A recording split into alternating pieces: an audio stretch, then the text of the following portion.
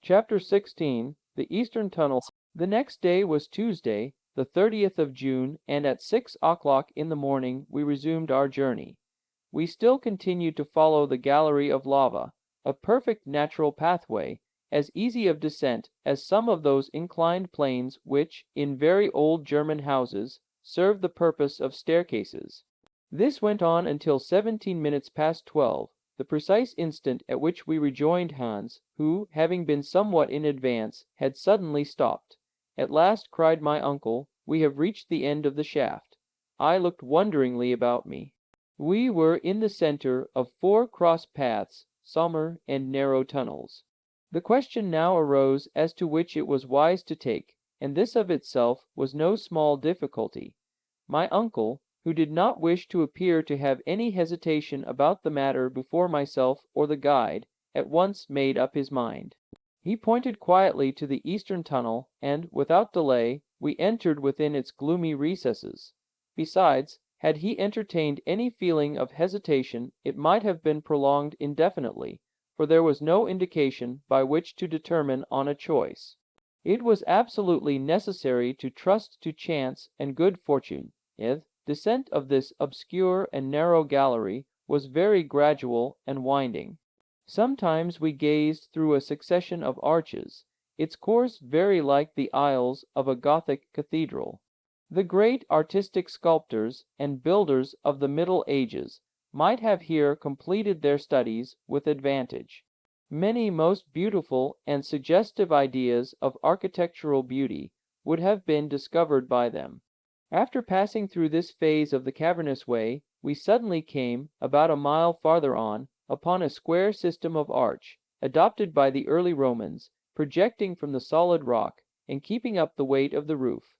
Suddenly we would come upon a series of low subterranean tunnels, which looked like beaver holes, or the work of foxes, through whose narrow and winding ways we had literally to crawl. Heat still remained at quite a supportable degree. With an involuntary shudder, I reflected on what the heat must have been when the volcano of Sneffels was pouring its smoke, flames, and streams of boiling lava, all of which must have come up by the road we were now following. I could imagine the torrents of hot seething stone darting on, bubbling up with accompaniments of smoke, steam, and sulphurous, stench only to think of the consequences. I mused, if the old volcano were once more to set to work. I did not communicate these rather unpleasant reflections to my uncle. He not only would not have understood them, but would have been intensely disgusted. His only idea was to go ahead. He walked, he slid, he clambered over piles of fragments, he rolled down heaps of broken lava, with an earnestness and conviction it was impossible not to admire.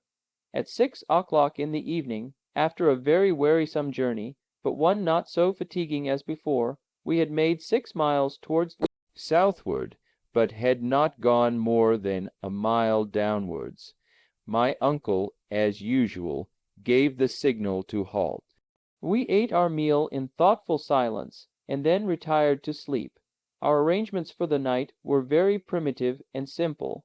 A traveling rug, in which each rolled himself, was all our bedding. We had no necessity to fear cold or any unpleasant visit.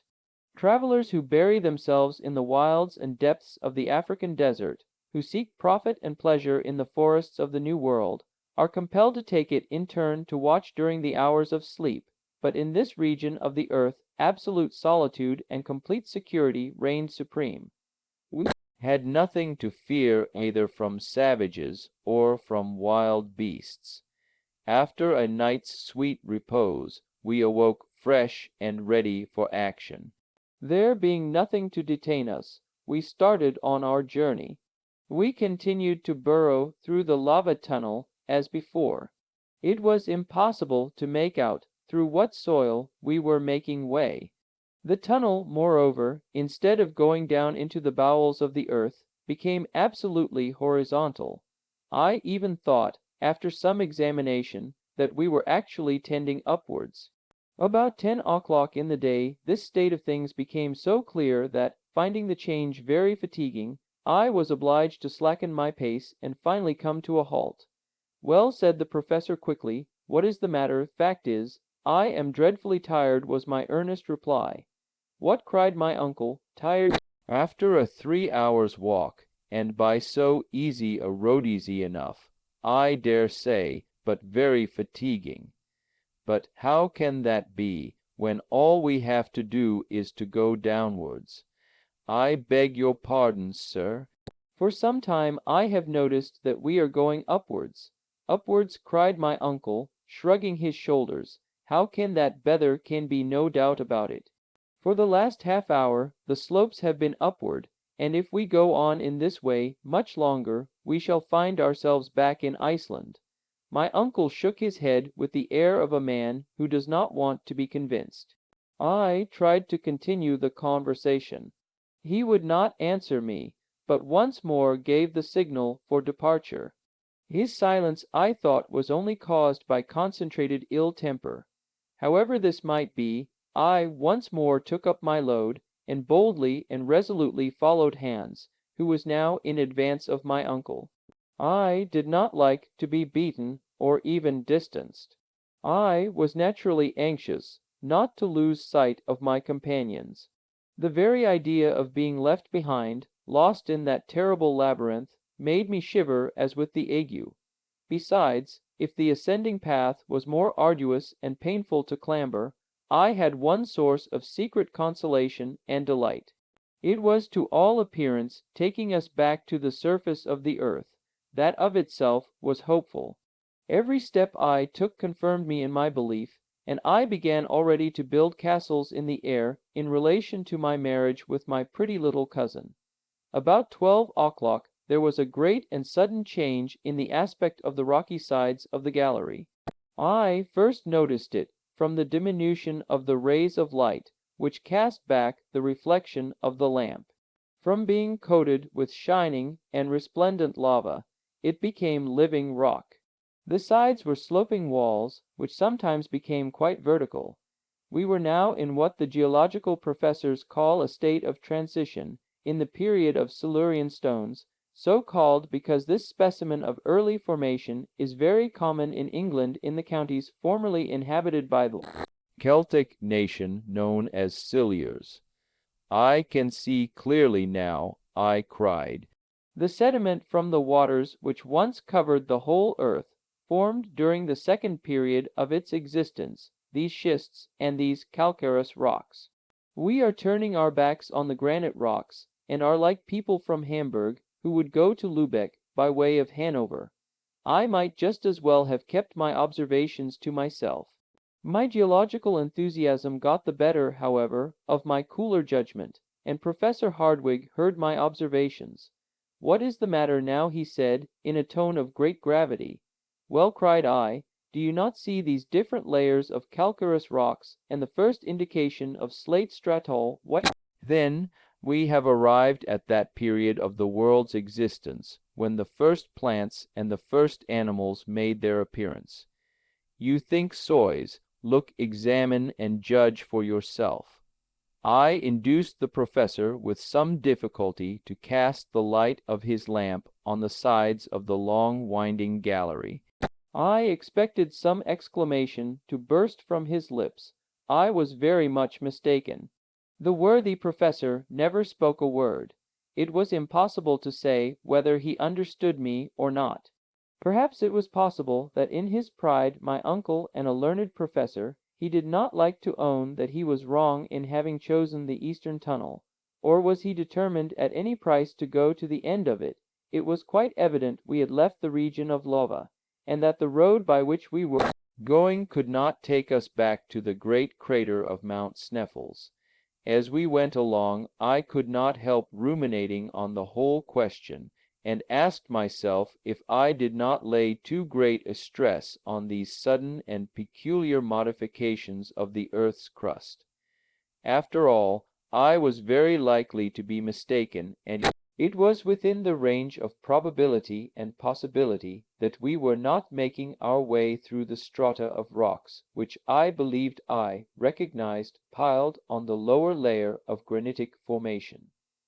At all events, if I am right, I thought to myself, I must certainly find some remains of primitive plants, and it will be absolutely necessary to give way to such indubitable evidence. Let us have a good search. I accordingly lost no opportunity of searching, and had not gone more than about 100 yards, when the evidence I sought for cropped up in the most incontestable manner before my eyes.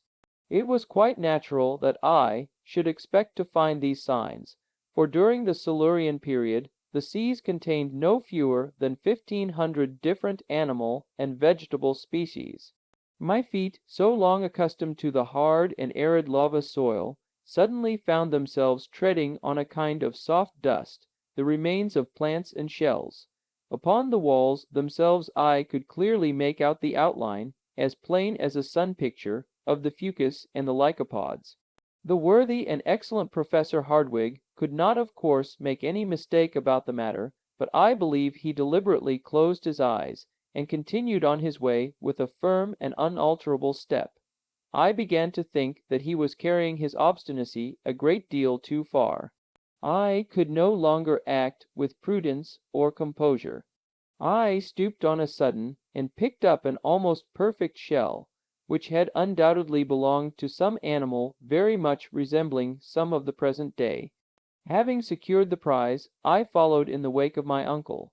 "Do you see this?" I said.